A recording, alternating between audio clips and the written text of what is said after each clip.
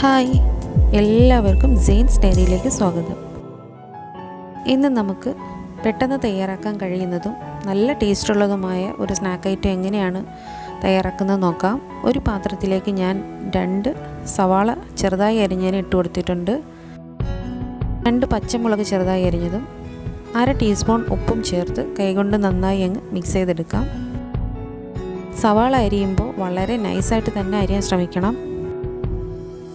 കൈകൊണ്ട് നന്നായിട്ട് തന്നെ ഇത് മിക്സാക്കി എടുക്കാം. ഇതിനെ നമുക്കിവിടെ 10 മിനിറ്റ് മൂടി വയ്ക്കാം. ഞാനിവിടെ 3 മുട്ട എടുത്തിട്ടുണ്ട്. പുഴുങ്ങിയാണ് എടുത്തിരിക്കുന്നത്. അതിനെ നമുക്ക് കട്ട് ചെയ്തെടുക്കാം. ഒരു മുട്ട നമുക്ക് 4ആയിട്ട് കട്ട് ചെയ്തെടുക്കാവുന്നതാണ്. ലാസ്റ്റുള്ളൊരു മുട്ടയുടെ ഒരു പോർഷൻ നമുക്ക് മാറ്റി വയ്ക്കാം. ഹാഫ് പോർഷനാണ് മാറ്റി വയ്ക്കുന്നത്. ഇനി നമ്മുടെ ഉള്ളിയിലേക്ക് നമുക്ക് 1/4 ടീസ്പൂൺ മഞ്ഞൾപ്പൊടി, 1 ടീസ്പൂൺ മുളക് പൊടി, 1/2 ടീസ്പൂൺ ഗരം മസാല, കുറച്ച് കറിവേപ്പില നുറുക്കിയത് എല്ലാം കൂടി ചേർത്ത് കൈകൊണ്ട് നന്നായി അങ്ങ് മിക്സ് ചെയ്തെടുക്കാം. പൊടികളെല്ലാം നന്നായിട്ട് തന്നെ മിക്സ് ചെയ്തെടുത്തിട്ടുണ്ട്. ഇനി ഇതിലേക്ക് നമുക്ക് 1 കപ്പ് കടലമാവ് ചേർത്ത് കൊടുക്കാം. ഇതും നമുക്ക് നന്നായിട്ട് തന്നെ മിക്സ് ചെയ്തെടുക്കാം. ഇതിലേക്ക് ഒട്ടും വെള്ളം ചേർക്കേണ്ട ആവശ്യമില്ല. നമ്മുടെ ഉള്ളിൽ നിന്ന് തന്നെ വെള്ളം ഊറി വന്നിട്ടുണ്ട്. ഉപ്പിട്ട് തിരുമ്മി വെച്ചതുകൊണ്ട് നമ്മുടെ മാവ് ഇവിടെ റെഡിയായി.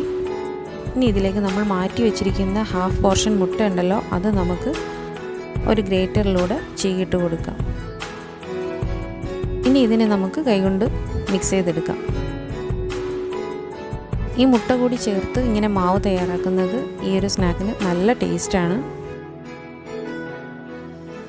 ഇനി നമ്മൾക്ക് ഓരോരോ ബോൾസ് ആക്കി എടുക്കാം. അതിനെ കയ്യിൽ വെച്ച് ഒന്നങ്ങ് പരത്തിയെടുക്കാം. എല്ലായിടവും ഈക്വലായിട്ട് മാവത്തുന്ന രീതിയിൽ പരത്തിയെടുക്കാൻ ശ്രദ്ധിക്കുക. ഇനി ഇതിലേക്ക് നമ്മൾ മുറിച്ച് വെച്ചിരിക്കുന്ന മുട്ടയുടെ ഒരു പോർഷൻ എടുത്തു വെച്ചതിന് ശേഷം അത് ഈ മാവ് ഉപയോഗിച്ച് നമുക്കങ്ങ് കവർ ചെയ്തെടുക്കാം. മുട്ടയുടെ വെള്ള ഒട്ടും കാണാത്ത രീതിയിൽ കവർ ചെയ്തെടുക്കാൻ പ്രത്യേകം ശ്രദ്ധിക്കണം. ഇനി ഇതിനെ നമുക്ക് കൈകൊണ്ട് ഒന്ന് ഷേപ്പാക്കി എടുക്കാം.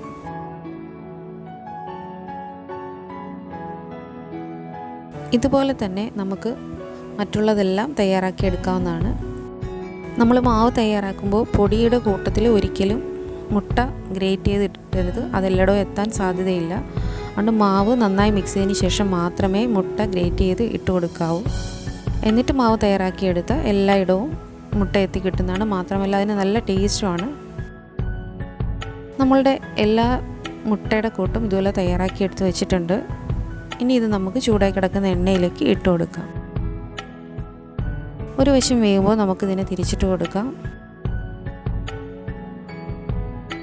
എല്ലാ വശവും നന്നായി വെന്തതിന് ശേഷം നമുക്കിതിനെ അടുപ്പിൽ നിന്ന് മാറ്റാവുന്നതാണ്.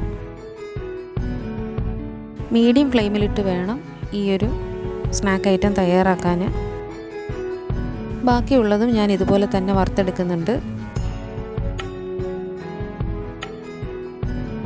ഞാനിവിടെ എല്ലാം വറുത്ത് കോരി. വളരെ പെട്ടെന്നാണിത് തയ്യാറാക്കിയത്. വളരെ എളുപ്പമാണ്, നല്ല ടേസ്റ്റാണ്.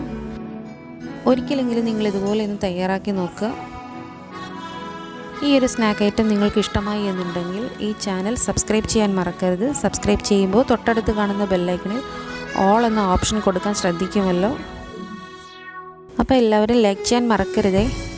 മറ്റൊരു നല്ല വീഡിയോയുമായി നമുക്ക് വീണ്ടും കാണാം.